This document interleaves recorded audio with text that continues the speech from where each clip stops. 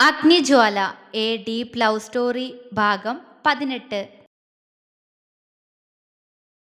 അഗ്നി രാജനെ നോക്കി. നിങ്ങൾ ചെയ്ത അത്ര വലിയ ചതി അഗ്നി ആരോട് ചെയ്തിട്ടില്ല ദേവരാജ. സോറി വല്യച്ഛ, അവൻ ഒരു താളത്തിൽ പറഞ്ഞു. രാജൻ അവനെ വെറുപ്പോടെ നോക്കി. ഞങ്ങൾ എന്ത് ചതിച്ചുന്നാ നീ പറയുന്ന അഗ്നി? കേശവൻ മുരണ്ടു. ഒന്നും ചെയ്തില്ലേ? ഒന്നും ചെയ്തില്ലേന്ന്. ഇത്തവണ അവന്റെ ശബ്ദം ഉയർന്നു പോയിരുന്നു. എല്ലാവരും അവനെ പകപ്പോടെ നോക്കി. അംബികയും അരുന്ധതിയും പെട്ടെന്ന് തങ്ങളുടെ ഭർത്താക്കന്മാർക്കടുത്തേക്ക് ഓടി വന്നു. അന്ന് കിച്ചുവിനെ ചവിട്ടിയപ്പോഴുള്ള മുഖഭാവമായിരുന്നു അപ്പോൾ അവനെന്ന് അവർ ഒരു നടുക്കത്തോടെ മനസ്സിലാക്കി. ജ്വാലയെ ദേ നിൽക്കുന്ന തന്റെ മകൻ ചരൺ പ്രണയിച്ചത് അല്ല, അങ്ങനെ അഭിനയിച്ച് അവളെ പറ്റിച്ചത് ഈ സ്വത്തുക്കൾക്ക് വേണ്ടിയല്ലേ? അവൻ കേശവനെ തുറച്ചു നോക്കിക്കൊണ്ട് ചോദിച്ചു. കേശവനും കിച്ചുവും പകപ്പോടെ അവന്റെ മുഖത്തേക്ക് നോക്കി. അത് കണ്ട് അവനൊന്ന് പുച്ഛിച്ചു. എന്തു പറ്റി ചരൺ, നീ പേടിച്ചു പോയോ? നീ തന്നെയല്ലത് എന്നോട് പറഞ്ഞേ, അവൻ ചിരിയോടെ ചോദിച്ചു. അഗ്നി, കിച്ചു വാക്കുകൾക്കായി പരതി. അവളെ കല്യാണം കഴിച്ച് എല്ലാം നേടിക്കഴിഞ്ഞ് അവളെ അങ്ങോട്ട് കൊന്നുകളയാന്ന് കരുതിയല്ലേ മൂന്നാളും? അഗ്നിയുടെ ഞരമ്പുകൾ ദേഷ്യത്താൽ വലിഞ്ഞു മുറുകി. എല്ലാം എനിക്കറിയാം, അതുകൊണ്ട് കൂടുതൽ ഷോ ഇങ്ങോട്ട് വേണ്ട, അവൻ ഗൗരവത്തോടെ പറഞ്ഞതും ആരും ഒന്നും മിണ്ടിയില്ല. പിന്നെ ആ 1 കോടി അത് തരണമെന്ന് തന്നെയായിരുന്നു എൻ്റെ ആഗ്രഹം. പക്ഷേ ഇന്ന് നിങ്ങൾ ജ്വാലയ്ക്ക് മുന്നിൽ കാണിച്ച ആ നാടകം ഉണ്ടല്ലോ, അതുകൊണ്ട് മാത്രാ ഞാൻ എൻ്റെ തീരുമാനം മാറ്റിയേ. അഭിനയം പോരാ മൂന്നാളുടെയും, കുറച്ചുകൂടി നന്നാക്കായിരുന്നു. അവൻ പുച്ഛച്ചിരി ചിരിച്ചു. ഞങ്ങളെ ചതിച്ച് നിനക്ക് അവൾക്കൊപ്പം സന്തോഷത്തോടെ ജീവിക്കാൻ കഴിയുന്ന നിനക്ക് തോന്നുന്നുണ്ടോ അഗ്നി? അത് ജ്വാലയാ, അവൾക്ക് എന്നെ അത്രത്തോളം വിശ്വാസാ. കിച്ചുവിന്റെ ചുണ്ടിൽ ഇത്തവണ ഒരു ചിരിയുണ്ട്. അഗ്നി നെഞ്ചിൽ കൈകെട്ടി നിന്ന് അവനെ ഒന്ന് നോക്കി. അവൾക്ക് നിന്നെ വിശ്വാസാ, കാരണം അവൾ ഒരു പാവാ. കള്ളെന്താണ് സത്യം എന്താണെന്നറിയാത്ത ഒരു മിഥ്യാലോകത്താ ജ്വാല. പക്ഷെ അവളെ സത്യത്തിലേക്ക് കൊണ്ടുവരാൻ എനിക്ക് കഴിയും, അഗ്നി ആത്മവിശ്വാസത്തോടെ പറഞ്ഞു. അതിന് നിനക്ക് ഒരിക്കലും കഴിയില്ല. കിച്ചുവിന്റെ വാക്കുകളിൽ ഉറപ്പുണ്ടായിരുന്നു. നോക്കാ, അഗ്നി ചിരിയോടെ അവന്റെ മീശ പിരിച്ചു വെച്ചുകൊണ്ട് തിരിഞ്ഞു നടന്നു. പോയി ചാവാൻ നോക്ക്. സ്വത്തുക്കൾക്ക് വേണ്ടി ഒരു പാവം പെണ്ണിനെ ഇങ്ങനെ ചതിക്കാൻ തനിക്കൊക്കെ എങ്ങനെ തോന്നുന്നടോ? ഒന്നുമില്ലെങ്കിലും തന്റെ അനിയന്റെ സ്വന്തം മോളല്ലേ അവള്? അപ്പു രാജനോട് പരിഹാസത്തോടെ ചോദിച്ചു. ആരോടാ നീ ബന്ധങ്ങളെ കുറിച്ച് പറയുന്ന അപ്പു? സ്നേഹം എന്താണെന്നറിയാത്തവർക്ക് ബന്ധങ്ങളുടെ വില അറിയോ? വ്യാസ് പുച്ഛത്തോടെ ചോദിച്ചു. പോവാ നോക്കടാ, അവന്റെ ധൈര്യത്തില് ഇവിടെ നിന്ന് കുരയ്ക്കണ്ട. കിച്ചു അപ്പുവിനെ വ്യാസിനെ തറപ്പിച്ചു നോക്കിക്കൊണ്ട് പറഞ്ഞു. നിന്നോട് ഞാൻ ഒന്നും പറയുന്നില്ലടാ കിച്ചു, നിന്നെ ഞാൻ എൻ്റെ ഏട്ടന് വേണ്ടി ഒഴിഞ്ഞു വെച്ചേക്കുക, അപ്പു പുച്ഛത്തോടെ കിച്ചുവിനോട് പറഞ്ഞു. അവൻ അപ്പുവിനെ നോക്കി ദേഷ്യത്തോടെ പല്ല് അടിച്ചു. അപ്പോ ഈവനിങ് എല്ലാവരും റിസപ്ഷന് വരണം, നല്ല ഫുഡാ, കഴിച്ചിട്ട് പോവാ, അപ്പു കളിയാക്കി. നീയും നിന്റെ ഏട്ടനും കൂടി തന്നെ കഴിച്ചോ? രാജൻ പിറുപിറുത്തു. ആ, വേണ്ടെങ്കി വേണ്ട. അപ്പു ഒരാക്കിച്ചിരിയോടെ അവന്റെ കാറിനടുത്തേക്ക് നടന്നു. പിറകെ തന്നെ വ്യാസും. കാറിന്റെ മുന്നിൽ വന്നപ്പോൾ പൊന്നു ജ്വാലയെ കെട്ടിപ്പിടിച്ച് കരയുന്നതാണ് അഗ്നി കാണുന്നത്. പൊന്നൂനെ മാത്രം ഇതുവരെ അവർക്കൊന്നും പിടികിട്ടിയിട്ടില്ല. ജ്വാലയോട് പൊന്നു സ്നേഹത്തോടെ സംസാരിക്കുമ്പോഴും വിശ്വസിക്കാൻ കഴിയാത്തതുപോലെ. ഞാൻ പോവാട്ടോ, ജ്വാല കരഞ്ഞുകൊണ്ട് അവളോട് പറഞ്ഞു. പോയിട്ട് വാടി. പൊന്നു കരഞ്ഞു പോയിരുന്നു. പൂവ ജ്വാല. അവർക്കടുത്ത് വന്നു നിന്നുകൊണ്ട് അഗ്നി ഗൗരവത്തോടെ ചോദിച്ചു. പൊന്നു പെട്ടെന്ന് ജ്വാലയിൽ നിന്നും അകന്നു നിന്ന് കണ്ണുകൾ തുടച്ചു. അവൾ കലങ്ങിയ കണ്ണോടെ അവനെ നോക്കി തല കുലുക്കി. അത് കണ്ട് അവന് ഉള്ളിലൊരു വേദന തോന്നിയെങ്കിലും അവൻ ഒന്നും മിണ്ടിയില്ല. എനിക്കൊന്നും വേണ്ട, എല്ലാം അവരെടുത്തോട്ടെ, പതിഞ്ഞ ശബ്ദത്തിൽ അവൾ അവനോട് പറഞ്ഞു.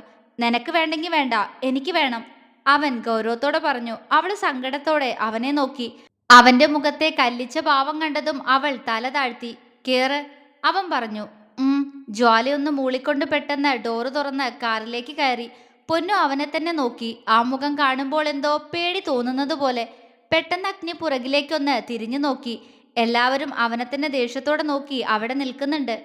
അപ്പോ മംഗലത്തുനിന്നാരും ഇറങ്ങിപ്പോവുന്ന വേണ്ട, അവിടെ തന്നെ താമസിച്ചോ, എനിക്കും അത് തന്നെ സൗകര്യം, അവൻ ചിരിയോടെ വിളിച്ചു പറഞ്ഞു. കിച്ചു പകയോടെ അവനെ നോക്കി. അഗ്നി കാറിലേക്ക് കയറും മുന്നേ പൊന്നു അവന്റെ കയ്യിൽ കയറി പിടിച്ചു. അഗ്നി സംശയത്തോടെ അവളെ നോക്കി. നോക്കിക്കോണ അഗ്നിയേട്ടാ, പാവ എൻ്റെ ജ്വാല, അവൾ വിതുമ്പലോടെ അവനോട് പറഞ്ഞു. അഗ്നി അവളുടെ നിറഞ്ഞൊഴുകുന്ന കണ്ണുകളിലേക്ക് ഉറ്റുനോക്കി. ആ സമയം അവളോട് പുഞ്ചിരിക്കാതിരിക്കാൻ അവനായില്ല. ഞാൻ നോക്കിക്കോളാം, മോള് വിഷമിക്കണ്ട, അവൻ അവളുടെ തലയിൽ തലോടിക്കൊണ്ട് പറഞ്ഞു. പൊന്നു കണ്ണു തുടച്ചുകൊണ്ട് അവനെ നോക്കി പുഞ്ചിരിച്ചു. ശരിട്ടോ, ഇടയ്ക്ക് അങ്ങോട്ടൊക്കെ വരണം, അവൻ സ്നേഹത്തോടെ പറഞ്ഞു. എനിക്കറിയില്ലല്ലോ ഏട്ടൻ്റെ വീട് എവിടെയാന്ന്, അവള് വിഷമത്തോടെ തിരികെ ചോദിച്ചു.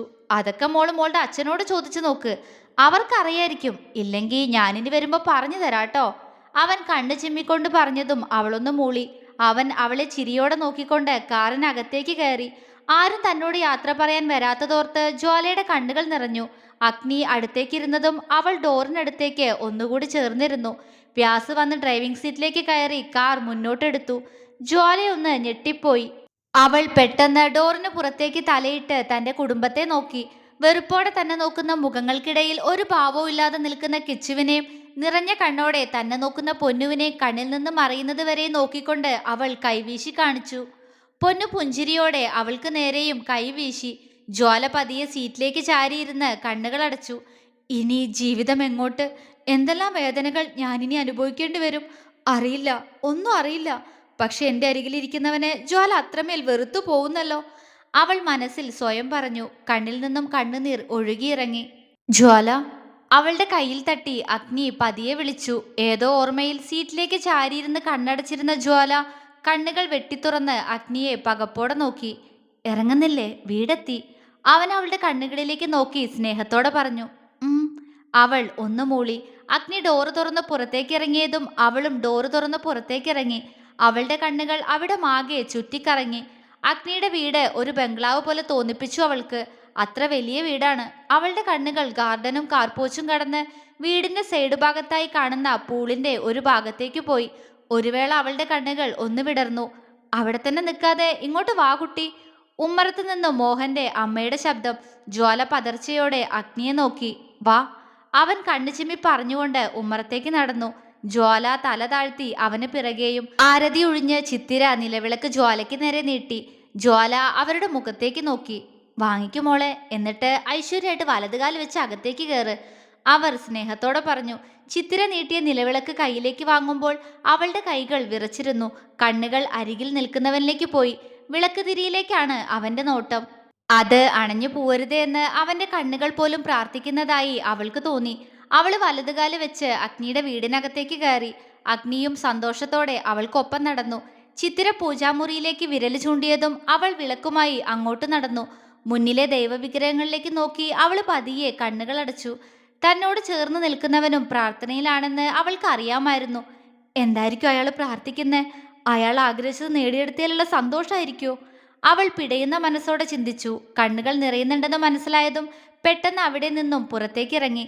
അവളുടെ പോക്ക് കണ്ട് ഒന്ന് നിശ്വസിച്ചുകൊണ്ട് അഗ്നിയും അവൾക്കൊപ്പം പുറത്തേക്ക് പോയി. ഹാളിൽ ഏതൊക്കെയോ ബന്ധുക്കളുണ്ട്. ആരെയും മുന്നേ ഒരിക്കൽ പോലും കണ്ടിട്ടില്ല ഞാൻ. അവൾ വെപ്രാളത്തോടെ കണ്ണുകൾ കൊണ്ട് ചിത്തിരയെ തിരഞ്ഞു. അവിടേക്ക് ഇരിക്കി രണ്ടാളും. ചിത്തിരയുടെ അമ്മ സെറ്റിയിലേക്ക് ചൂണ്ടി പറയുന്നതിനോടൊപ്പം അവളുടെ കയ്യിൽ പിടിച്ച് അവിടെ കൊണ്ടുപോയിരുത്തി. അവൾക്കടുത്ത് ഒരു പുഞ്ചിരിയോടെ അഗ്നിയും ഇരുന്നു. പാലും പഴവും സ്പൂണിൽ കോരി അവർക്ക് ഇരുവർക്കും ഓരോരുത്തരായി വായിൽ നൽകുമ്പോഴും ജ്വാലയുടെ കണ്ണുകൾ കുറച്ചു മാറി ഭിത്തിയിൽ ചേർന്ന് നിന്ന് അവളെ ദേഷ്യത്തോടെ നോക്കുന്ന പെൺകുട്ടിയിലായിരുന്നു. ആ ദേഷ്യത്തിന്റെ കാരണം എന്താണെന്ന് മാത്രം അവൾക്ക് മനസ്സിലായില്ല. പക്ഷേ ആ പെൺകുട്ടിയുടെ കണ്ണുകൾ ഇടയ്ക്കിടയ്ക്ക് അഗ്നിയിൽ പാറി വീഴുന്നുണ്ട്. ജ്വാല അഗ്നിയുടെ മുഖത്തേക്ക് നോക്കി. അവന്റെ നോട്ടം മുഴുവൻ ജ്വാലയിലാണ്. അവള് നോക്കുന്നത് കണ്ടതും അവൻ കുറുമ്പോടെ അവൾക്ക് നേരെ കണ്ണിറുക്കി. അവൾ അവനെ ദേഷ്യത്തോടെ നോക്കി അവനിൽ നിന്നും മുഖം വെട്ടിച്ചു. അഗ്നി ചിരിച്ചു. ഇനി ഞാൻ കൊടുക്കട്ടെ ആന്റി. അപ്പു അഗ്നിക്കും ജ്വാലയ്ക്കും പാലും പഴവും കോരിക്കൊടുക്കുന്ന ആന്റിയോട് പറഞ്ഞുകൊണ്ട് ആ പാത്രം കയ്യിൽ വാങ്ങി. അവ രണ്ടുപേർക്കുമായി പകർന്നു നൽകുമ്പോൾ ഒരിക്കൽ പോലും ജ്വാല അപ്പുവിനെ മുഖമുയർത്തി നോക്കിയില്ല. ഉള്ളിൽ വല്ലാത്ത പേടി. അവനെ നോക്കാൻ കഴിയാത്തതുപോലെ തല താഴ്ന്നു പോകുന്നു. അവൻ ആദ്യമായി തന്നോട് സംസാരിച്ചതും ആ ഗിഫ്റ്റും അതിലെ കാർഡുമെല്ലാം വീണ്ടും വീണ്ടും ഓർമ്മ വരുന്നത് പോലെ. പറഞ്ഞതല്ലേ ഞാൻ ഇനി ഒരിക്കലും വരരുതെന്ന്. എന്നിട്ടിപ്പോ എന്തിനാ ആരവേട്ടൻ എൻ്റെ മുന്നിൽ കൊണ്ടുവന്നേ? ആ ഗിഫ്റ്റ് തന്ന ആളെ എൻ്റെ മുന്നിൽ കൊണ്ടുവന്ന് നിർത്താനാണോ? അങ്ങനെയെങ്കിൽ ഒരിക്കലും അത് ചെയ്യരുത് എൻ്റെ കണ്ണ. നേരിൽ കണ്ടിട്ടില്ലെങ്കിലും അതിലെഴുതിയിരിക്കുന്ന വാക്കുകൾക്ക് ആത്മാർത്ഥതയുണ്ടെങ്കിൽ അതിനുടമ ഇപ്പോഴും എനിക്കായി കാത്തിരിക്കുന്നുണ്ടാവോ? അവൾക്ക് അറിയുമായിരുന്നില്ല. അവൾ ആരവിനെ ഒന്ന് ഇടങ്ങണ്ണിട്ട് നോക്കി. അവൻ വ്യാസിനോട് എന്തോ സംസാരത്തിലാണ്. അവൾ അവന്റെ നിറഞ്ഞ സന്തോഷത്തിലേക്ക് നോക്കി. ആരവേട്ടന്റെ മുഖത്ത് സന്തോഷ. അതിനർത്ഥം ആരവേട്ടന് വിവാഹം നടന്നതില് സന്തോഷം തന്നെയാണെന്നല്ലേ? അവൾക്ക് ആകെ തലപുകഞ്ഞു. ആരായിരിക്കും ആ കാർഡിലെ വാക്കുകളുടെ യഥാർത്ഥ ഉടമ? അവൾ പിറുപിറുത്തു. ഏത് വാക്കുകളുടെ ഉടമ? ചെവിക്കരികിൽ നേർത്ത സ്വരത്തിൽ അഗ്നി ചോദിച്ചു.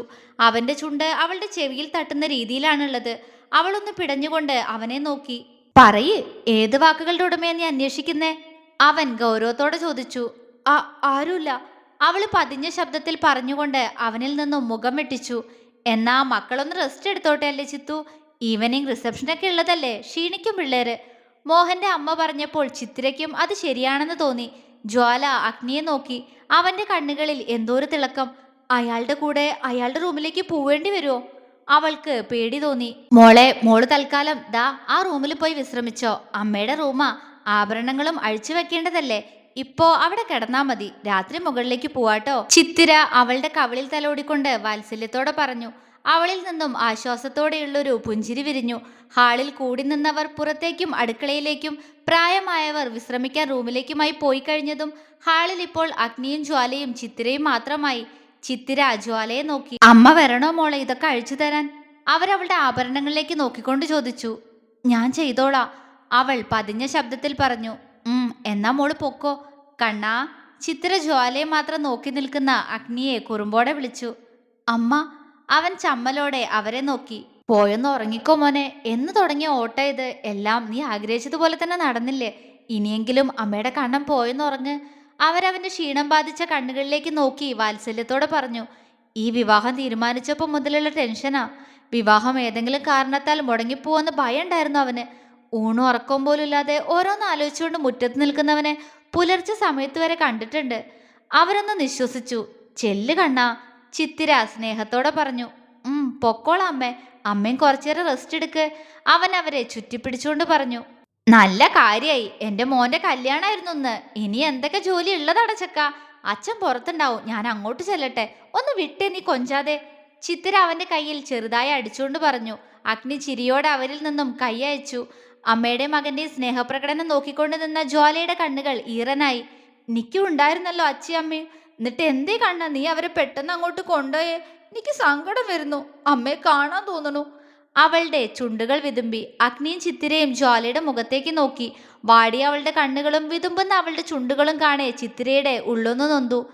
എന്തേ മോളെ, എന്തേ പറ്റിയേ? എന്തിനാ അമ്മയുടെ കുട്ടി കരയുന്നേ? ചിത്തിര ആകുലതയോടെ ചോദിച്ചു. അമ്മ, എൻ്റെ അമ്മ, അമ്മ ഓർമ്മ വന്നതാ ആൻറ്റി, അവൾ നേർത്ത സ്വരത്തിൽ പറഞ്ഞു. അഗ്നിയും ചിത്തിരയും അവളെ വിഷമത്തോടെ നോക്കി. ചിത്തിര അവളുടെ മുഖം രണ്ടു കൈയിലുമായി കോരിയെടുത്തു. അവൾ കണ്ണു നിറച്ചുകൊണ്ട് അവരെ നോക്കി. ഞാനും മോളുടെ അമ്മയല്ലേ? അവർ സ്നേഹത്തോടെ ചോദിച്ചു. അവൾ മറുപടി പറഞ്ഞില്ല. പക്ഷേ ആ കണ്ണുകളിൽ നിറഞ്ഞിരിക്കുന്നത് തന്നോടുള്ള വാത്സല്യമാണെന്ന് അവൾക്ക് വ്യക്തമായി ഇപ്പോൾ മനസ്സിലായി. അവളൊന്ന് തേങ്ങി. ആന്റിയല്ല, അമ്മയാട്ടോ. അങ്ങനെ വിളിക്കാവൂ. അമ്മ മോളോട് അന്ന് അല്പം ഗൗരവത്തിൽ സംസാരിച്ചത് മോളുടെ കുടുംബക്കാരെല്ലാം അവിടെ ഉള്ളതുകൊണ്ടാ. എൻ്റെ പൊന്നു മോൾക്ക് അമ്മയോട് ദേഷ്യമൊന്നും തോന്നല്ലേടാ. ചിത്തിര അവളെ അവരുടെ നെഞ്ചിലേക്ക് ചേർത്ത് പൊതിഞ്ഞു പിടിച്ചു. ആ അമ്മക്കിളിയുടെ ചിറകിൽ ഒതുങ്ങി നിൽക്കുമ്പോൾ എന്നോ നഷ്ടമായ അമ്മയുടെ സ്നേഹം വീണ്ടും തന്നിലേക്ക് എത്തിച്ചേർന്നതുപോലെ തോന്നിപ്പോയി ജ്വാലയ്ക്ക്. അമ്മയുടെ ചൂട്. അവൾ ചിത്തിരയെ ചുറ്റിപ്പിടിച്ചു. അഗ്നി പ്രണയത്തോടെ അവളെ നോക്കി. ചിത്തിര അവളുടെ നെറ്റിയിൽ ചുണ്ടമർത്തി. അല്പനേരം കഴിഞ്ഞതും എന്തോ ഓർത്തതുപോലെ അവൾ അവരിൽ നിന്നും പിടഞ്ഞു മാറി. ചിത്തിര അവളെ നോക്കി ചിരിച്ചു. രണ്ടാളും പോയി വിശ്രമിച്ചോളൂ കേട്ടോ. മോൾക്കിപ്പോൾ മാറ്റാൻ ഒരു കൂട്ടം ഡ്രസ്സ് അവിടെ ഉണ്ട്. അതിട്ടോ കുട്ടി. അമ്മ പുറത്തുണ്ടാവും. അത്രയും പറഞ്ഞുകൊണ്ട് അഗ്നിയെ നോക്കി അവർ പുറത്തേക്ക് നടന്നു. ഇപ്പോൾ ഹാളിൽ ജ്വാലയും അഗ്നിയും മാത്രമായി. ജ്വാലയ്ക്കാകെ വല്ലായ്മ തോന്നി അവനു മുന്നിൽ നിൽക്കാൻ. അവള് പെട്ടെന്ന് അവനിൽ നിന്നും അകന്ന് റൂമിലേക്ക് നടന്നു. അതേ, നേരത്തെ എന്തോ പറഞ്ഞിരുന്നല്ലോ. ഏത് വാക്കുകളുടെ ഉടമയെ ജ്വാല അന്വേഷിക്കുന്നേ? എന്നോട് ചോദിച്ചോ? അറിയാമെങ്കിൽ ഞാൻ പറഞ്ഞുതരാം, അവൻ കുറുമ്പോടെ പറഞ്ഞു. അവള് മറുപടി പറയാതെ അവനെ ദേഷ്യത്തോടെ നോക്കി ചിത്തിരയുടെ റൂമിലേക്ക് നടന്നു. നീ എന്തിനെക്കുറിച്ചാ പറഞ്ഞതെന്ന് എനിക്കറിയാട്ടോ. പുറകിൽ നിന്നും അഗ്നി പറയുന്നത് കേട്ട് അവള് ഞെട്ടലോടെ അവനെ തിരിഞ്ഞു നോക്കി. അഗ്നി അവളുടെ കണ്ണിലേക്ക് ഉറ്റുനോക്കി. Happy birthday my dear wifey. I am coming to make you mine. Can wait for you anymore. I want you. I love you. അവൻ അവളുടെ കണ്ണുകളിലേക്ക് നോട്ടം എയ്തുകൊണ്ട് പ്രണയത്തോടെ പറഞ്ഞു. ജ്വാല തറഞ്ഞു നിന്നുപോയി. അവളുടെ കണ്ണുകൾ നിറഞ്ഞൊഴുകി. അവൾ വിശ്വസിക്കാനാവാതെ അവനെ തുറിച്ചു നോക്കി. തുടരും.